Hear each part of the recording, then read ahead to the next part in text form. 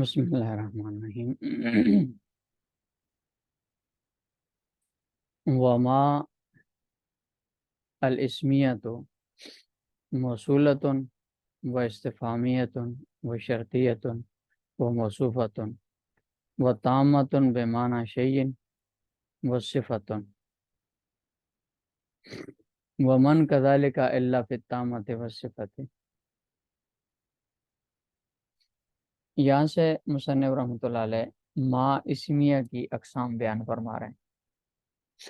ما حرفیہ کی اقسام آگے انشاءاللہ حروف کی بیس میں آئیں گی۔ یہاں ما اسمیہ کی اقسام مصنف رحمۃ اللہ علیہ بیان فرما رہے ہیں کہ ما اسمیہ کی 6 قسمیں ہیں۔ نمبر 1 موصولتن، ما موصولہ ہو، یعنی اپنے صلے کے ساتھ مل کر جملے کا جز بنے، جیسے للہ ما فی السماوات و ما فی الارض۔ اور نمبر 2 استفہامیتن، ما استفہامیہ ہو،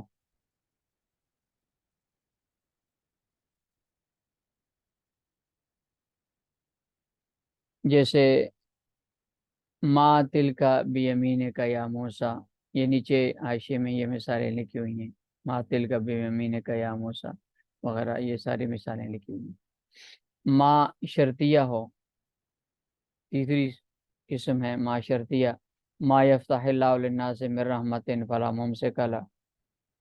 اور چوتھی صورت ہے ما موصوفہ ہو، جو شیء کے معنی میں ہوگی اور اس کے بعد جو جملہ آئے گا وہ اس کی صفت ہوگی۔ ربما تکرہ عاقبۃ محمودۃ، بسا اوقات آپ ایک چیز کو پسند نہیں کرتے لیکن انجام اس کا اچھا ہوتا ہے۔ ربما یہ ما موصوفہ ہے، تکرہ شین کے معنی میں، اور تکرہ جملہ کے لیے اس کی صفت ہے۔ اور نمبر 5 نکرہ ما تامہ بمعنی شیء کے، ما تامہ بمعنی شیء کے مطلب یہ ہے کہ یہ ما ہوتی معرفہ ہے اور اس پہ کلمہ تام ہو جاتا ہے، اس کو آگے صفت کی ضرورت نہیں ہوتی، جیسے ما موصوفہ کو صفت کی ضرورت ہوتی ہے۔ یہ شیء کے معنی میں ہوتی ہے، آگے اس کی صفت نہیں آتی، جیسے ان تبدو شیئا فنعما ہی، اس میں نعما کے اندر جو ما ہے یہ ما نکرہ تامہ ہے، اور شیء کے معنی میں اس کے آگے صفت کی ضرورت نہیں ہے۔ وصفتیت نمبر 6 کہ ما صفت کے لیے ہو، یعنی وہ ما جو کسی اور چیز کی صفت بنائے۔ یہ 6 قسمیں ہیں ما اسمیہ کی۔ ومن کذالک الا فی التامۃ والصفۃ، سر رحمۃ اللہ علیہ فرماتے ہیں کہ من بھی ایسا ہی ہے، یعنی من کی بھی یہی اقسام ہے سوائے تامہ اور صفتیہ ہونے کے، کہ ما تامہ بھی ہوتی ہے اور ما صفتیہ بھی ہوتی ہے کہ دوسری چیز کی صفت بن سکے، لیکن من تامہ اور صفت نہیں ہوتا، تو 6 میں سے 2 نکل کی پیچھے 4 رہے گی، یعنی من موصولہ بھی ہوتا ہے، من استفہامیہ بھی ہوتا ہے، من شرطیہ بھی ہوتا ہے، من موصوفہ بھی ہوتا ہے، اور یہ 4 قسمیں ہو جائیں گی۔ من تامہ بمعنی شیء کے اور من صفتیہ کہ کسی اور کی صفت بنے، یہ نہیں ہو سکتا۔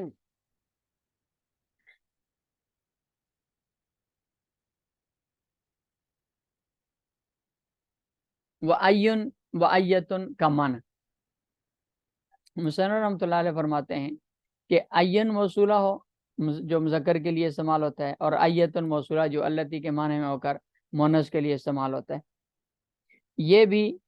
یہ من موصولہ کی طرح 4 قسموں پر ہے، عین موصولہ، عین موصوفہ، یہ استفہامیہ، عین شرطیہ، عین موصوفہ، اس کی 4 قسمیں۔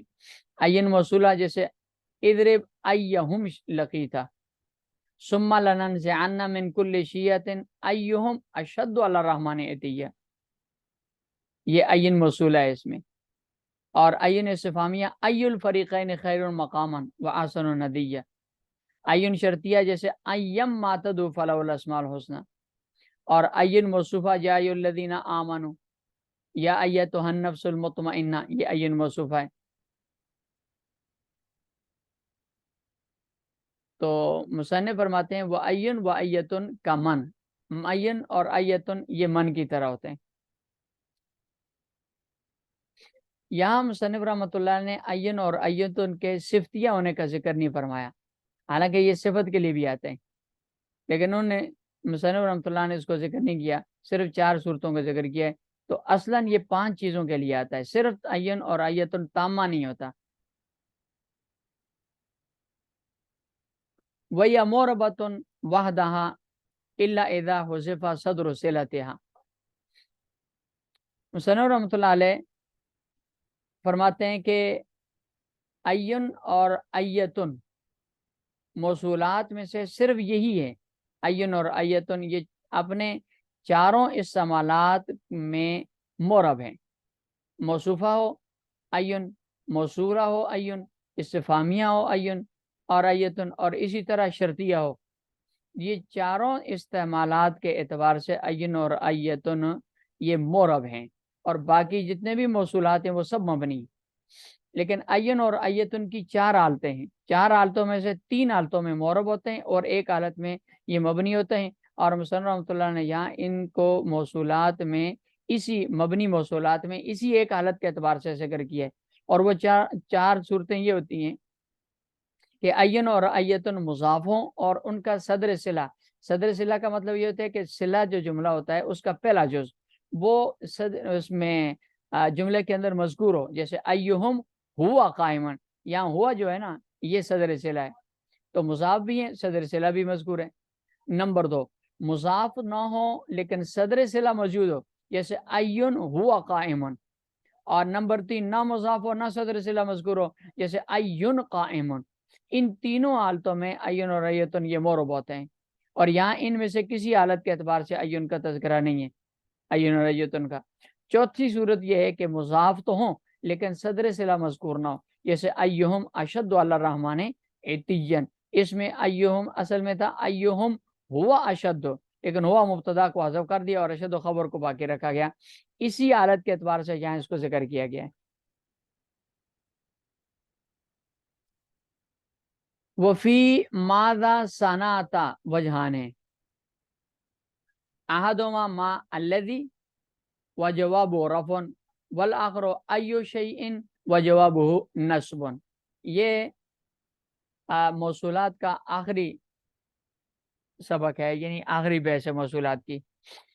ماذا صنعت جیسی عبارات کے اندر، جیسے ماذا انزل ربکم، ماذا قال ربکم، اس طرح کے الفاظ میں کہ جہاں ترکیبی اعتبار سے 2 احتمال پائے جاتے ہیں، یعنی ما استفہامیہ بھی ہو اور ساتھ زا بھی ہو، تو اس میں 2 احتمالات ہیں ترکیبی اعتبار سے.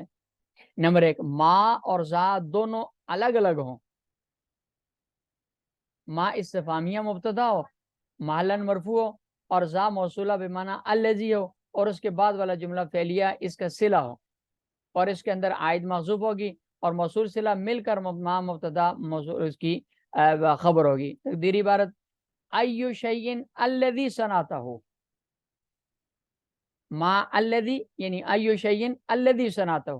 لہذا اس استفہام کا جب جواب آئے گا تو وہ مرفوع ہوگا، اور مبتدا محذوف کی خبر ہونے کی وجہ سے مرفوع ہوگا. اس کا جواب آئے گا مثلا خیرون، تو اصل عبارت ہے ہوا خیرون، ای الذی صنعتہ ہوا خیرون.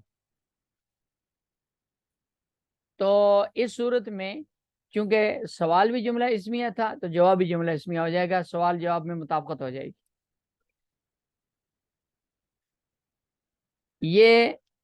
یہ پہلی صورت ہے. دوسری صورت والآخر ایو شیئن، کہ ماذا پورا مکمل اسم استفہام ہو اور صنعت فعل کا مفعول مقدم ہو. ای شیئن کے معنی میں ہوگا، اور مفعول کو مقدم اس لیے کیا گیا کہ الفاظ استفہام کے لیے چونکہ صدارت کلام لازم ہے، اور این شیئن چونکہ یہ مفعول واقع ہو رہا ہے لہذا یہ پہلے ہوگا. تو اس اعتبار سے یہ माना होगा अय्या शैइन सनाता के माने में होगा। तो अय्या शैइन सनाता ये जुमला फेलिया है, लिहाजा इसके जो जवाब में आएगा वो जवाब यानी इस्तिफाम का जो जवाब होगा वो मनसूब होगा, इसलिए कि वो जवाब भी फेल महसूब का मफूल भी होगा। खैरन जवाब आएगा, और खैरन का माना होगा अल्लज़ी सनातुहु खैरन, यानी सना तो खैरन, मैंने जो किया है वो बेहतर किया है। वफ़ी मादा सनाता के अंदर वजहाने दो सूरतें पढ़नी जायज़ हैं। अहदुमा उनमें से एक है मल्लज़ी, मा अल्लज़ी, मा इस्तिफ़ामिया और ज़ा मौसूला, मा अल्लज़ी जवाब रफ़न, तो इसके जो इस्तिफ़ाम के जवाब में जो कुछ जुमला आएगा वो मरफू होगा। वल आखिर, और दूसरी सूरत ये है कि अय्यु शैइन के माने में व जवाब नस्बन, और इस सूरत में इसका जो जवाब आएगा वो नस्ब होगा। कुरान करीम में यसअलूना का मादा युनफिकून कुलिल अफ़्व जो सूरह बकरा में है, और इसी तरह माज़ा अंज़ला रब्बुकुम क़ालू खैरन, इन आयात को दोनों तरह पढ़ा जाता है, खैरन भी पढ़ा जाता है, खैरुन भी पढ़ा जाता है।